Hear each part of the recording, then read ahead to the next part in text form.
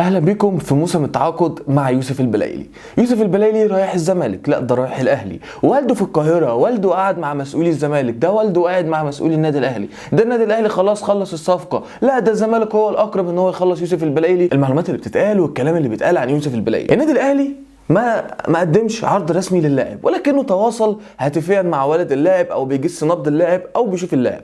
اما عن نادي الزمالك بقى، فمسؤولي الزمالك قعدوا مع اللاعب وعرفوا شروط اللاعب، وهي كالتالي: اللاعب حدد للزمالك شروطه اللي هو 4 مليون دولار راتب سنوي. قام الزمالك عرض 2.5 مليون دولار، والد يوسف البلايلي يقول لهم لا والله 3.5 مليون دولار، وده احسن سعر في السوق، وبيفصلوا بقى كانهم بيشتروا تيشيرتايه ولا حاجه. اللاعب طلب شقه، ما هو مش هنجيبه نقعده في فندق يعني، ولا يجي ينزل في فندق، ده عيب يعني. وكمان طلب انه مقدم التعاقد يتحط له في حسابه البنكي. ستوب يا فنان، قط كده وقف وعلى مهلك. الزمالك اصلا ما عندوش اماكن للاجانب، الزمالك مخلص اللعيبه الاجانب بتاعته، ولو عايز يجيب يوسف البلايلي فلازم يستغنى عن واحد، فهيلحق في يومين يستغنى عن لاعب ويجيب يوسف البلايلي؟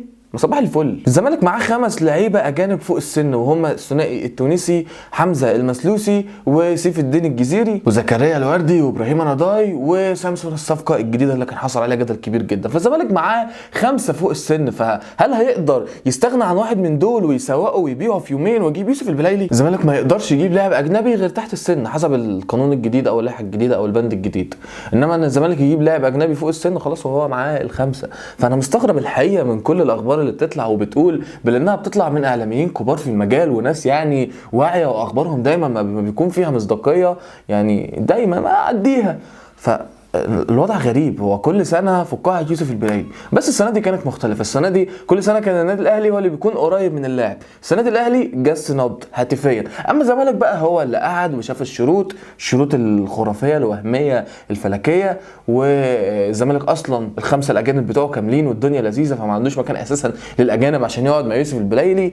فالحقيقه هوس ترندات وهوس الكلام في اي حاجه، وان مفيش اي حاجه يتكلموا فيها بقى غريب لدرجه ان نشوف الاعلام بيهري في صفقه زي دي، لا هي جايه الاهلي ولا هي جايه الزمالك. وان حتى يعني انا كان عندي معلومات بالفعل ان الزمالك ممكن يفكر في اللاعب، بس خلاص هو انت عندك ال5 الاجانب والباب هيتقفل، فالدنيا خلاص. ممكن بقى تفكر فيه في الشتويه لو كان هو لسه من غير نادي، ممكن تفكر فيه في الانتقالات الشتويه، لكن حاليا الزمالك معاه ال5 الاجانب ومش هيقدر يعمل اي لاعب. والاهلي كل سنه بيفكر في اللاعب، فالاهلي اساسا مش عايز يجيب اللاعب لان اللاعب لا يتوافق تماما مع السياسه اللي الاهلي ماشي بيها، او مع الالتزام والكلام بتاع يوسف البلايلي اللي كلنا عارفينه مش هيمشي مع النادي الاهلي.